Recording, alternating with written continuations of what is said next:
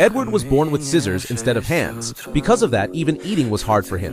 Many times he would accidentally cut his own face. His father wanted to give him a pair of real hands, but one day his father died from overwork. To make things worse, the artificial hands shattered on the floor.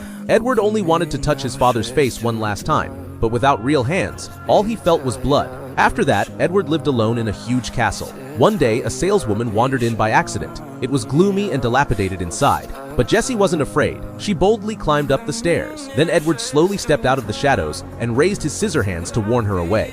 But when Jessie learned he was all alone, he decided to take him home. Sitting in her car, Edward looked out the window in wonder. It was his first time seeing the outside world. When he arrived at her house, everything looked bright, clean, and warm. He even had his own room. Then Jessie enthusiastically introduced her family to him. When Edward saw such a beautiful daughter, he felt a little attracted. But looking at himself in the mirror, he felt inferior. He tried to touch his face but cut it again. Then Edward noticed a waterbed he had never seen before.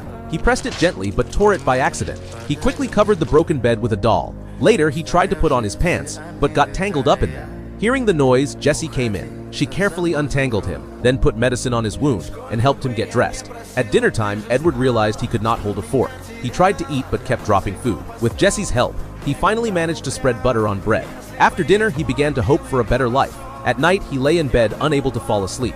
Unexpectedly, the daughter came back earlier than expected. When she saw Edward, she was greatly startled and hurriedly ran out of the room. Edward also wanted to leave here, but the father pulled him back. After everyone calmed down, Jessie introduced this special guest to the girl.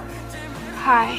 But seeing the interested girl, Edward immediately fainted on the ground. The next morning, before going out, Jessie put makeup on his face, and he ended up looking like a clown. Then Edward went outside. He saw the father trimming plants into shapes, so he also wanted to try. In just a few minutes, he shaped a dinosaur out of the bushes. When the father saw it, he knew Edward had incredible talent and let him take care of the whole garden. Soon, he carved a sculpture of the whole family on the lawn. At this moment, the boy wanted to clean Edward's scissors by water hose. The father immediately stopped him, because water would cause the scissors to rust.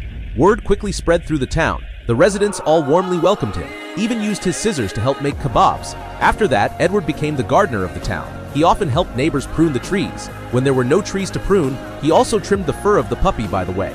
This made the neighbors discover Edward's new skill, so they lined up with the puppy to ask him for help. Some even asked him to design her hairstyle.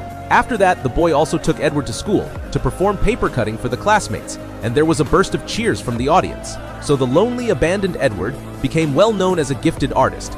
If it were you, would you take him in? Please leave a comment.